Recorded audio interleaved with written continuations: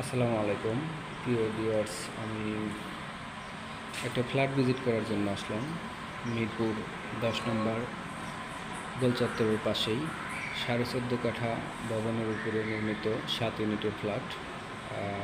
বিক্রি হবে দোতলা একটা এবং চারতলায় একটা, সেম সাইজ।